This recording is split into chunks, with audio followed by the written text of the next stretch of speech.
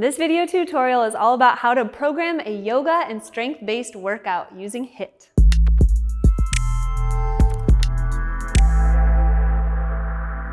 Coach Summer here, and I am super pumped to offer my new 100-hour Steel Mace Vinyasa curriculum. And the reason for that is it really culminates an entire 8 years of a body of work that I've created that started with Kinesiolyoga, loaded yoga, and has now progressed to using a 7-pound mace.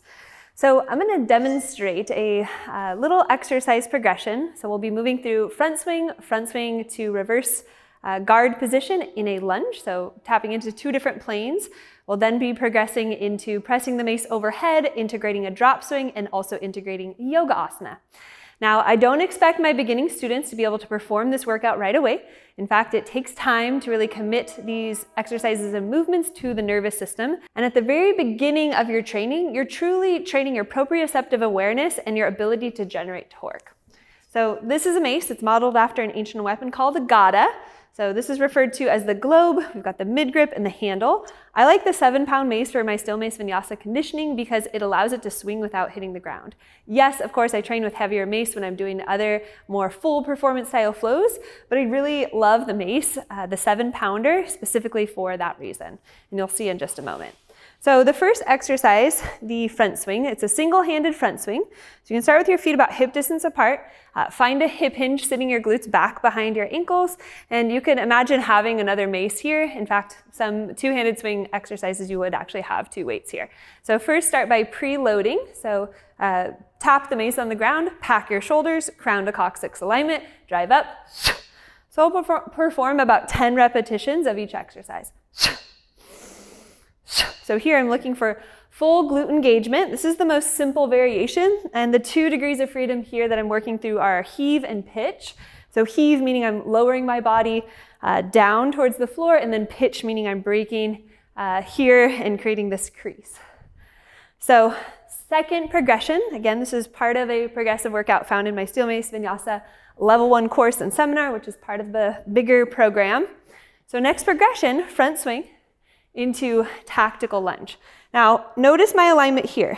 So if I was to come down to the ground, my back knee would be directly under my hip. I'm not passively holding my mace here. I'm actually packing the shoulders, stabilizing, generating torque. Press back, find my neutral stance, glutes engaged here, cast the mace, swing, keeping it low to the ground, and catch. Front swing to yogi lunge. Working on precision, control. You'll notice I'm breathing out of my mouth on the work phase. Eventually finding that flow of moving from one exercise to the next smoothly. And I'm building on complexity here. So if I was to put this into timed intervals, my first interval, 90 seconds or even 2 minutes, would be just the front swing, then this exercise. The third exercise, tactical lunge, just horizontal overhead press with shoulder pack. Again, back to reverse guard, cast, swing, and catch. Press the mace up and overhead, shoulder pack. Notice my wrists are not extended, they're not overly flexed, they're nice and neutral. Elbow comes to rib, this signals my core to turn on. I'm tightening up my abdominal muscles, both internal and external. Cast, swing, catch.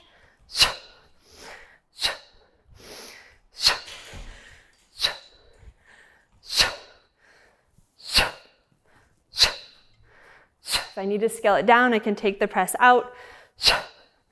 My fourth exercise, so I'm going to break this down a little bit slower because I want to make sure that you understand the components of a drop swing.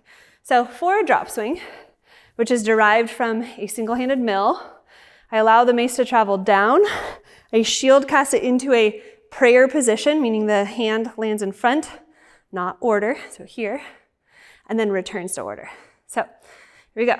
My front swing, my tactical lunge, horizontal overhead press, drop swing, catch and half prayer, externally rotate, return to reverse guard in mountain pose. Cast, swing, catch. See that everything's aligned, body nice and upright. Find the horizontal overhead. Allow the mace to travel all the way around. Return back to order. The common misalignment for this one with somebody that has not committed to the entire depth of the program is they might try to do very hard for me to do it with improper form. That we might do this where they kind of pull it into order, missing this piece. So really commit to quality form every single time. So you would go through the same progression on the other side. There's one more layer, which I'll save at the very end, which is how do we apply this to yoga asana? Let's review. Front swing, strengthening posterior chain, got lots of glute activation, and building on complexity. Of course, I wouldn't want to start with that drop swing right away because that's too complex for the nervous system to be able to handle all of those pieces. Then I perform my tactical lunge. And you really want to stick it. Like you have torque, you're ripping the ground apart under your feet. Your body is upright, which trains your core. You're crushing your mace. All of these performance aspects are super critical to being able to perform asana or any sport really, to be able to move through space with precision, with control, with awareness, not going into fight or flight. Next progression. Find those landmarks. Reverse guard. Horizontal overhead, back to reverse guard, stand in mountain.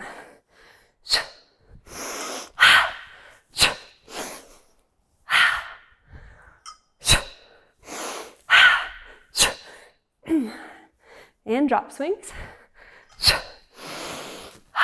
Catch and half prayer, return to reverse guard, and stand. Now, if you're a yogi and you've been practicing yoga for a long time, but you don't have a cross-training modality, the steel mace is one of the most universal tools for training global movement patterns. So we're training proprioceptive awareness, just like we do in yoga, focus, balance, and strengthening all of the stabilizing muscles that are responsible for allowing us to create torque as well. So the final progression would be, rest for a moment, would be front swing. So start here. Let's go through all those pieces. Front swing, tactical lunge. Press into, what position is this? Those of you yogis at home watching, you'll notice this is a closed hip asana, which is warrior one. My mace is in shoulder pack. I return back to the tactical lunge. So do you see how necessary creating that closed hip stability in the tactical lunge is for being able to hold balance and stability here? So if I was drilling that, this is one of our exercises in our Steel Mace Vinyasa program, front swing, tactical lunge, warrior one, back to mountain. You know me, I like to add the complexity. You can add a lateral bend if you'd like. You can just stick with just holding that stability in warrior one as well. And just keep in mind that I designed all of the Steel Mace Vinyasa conditioning exercises with the yoga athlete in mind, as well as everyday athletes, anybody that wants to improve their strength, their mobility, and their functional fitness.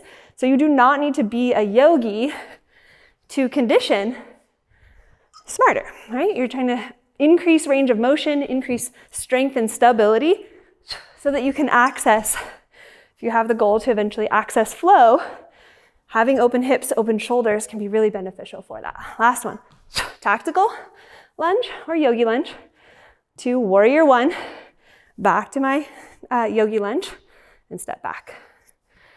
All right, hope you took something away from that little tutorial. Try some of those exercises at home, get yourself a 7-pound mace, and come see me at the FlowShala really, really soon.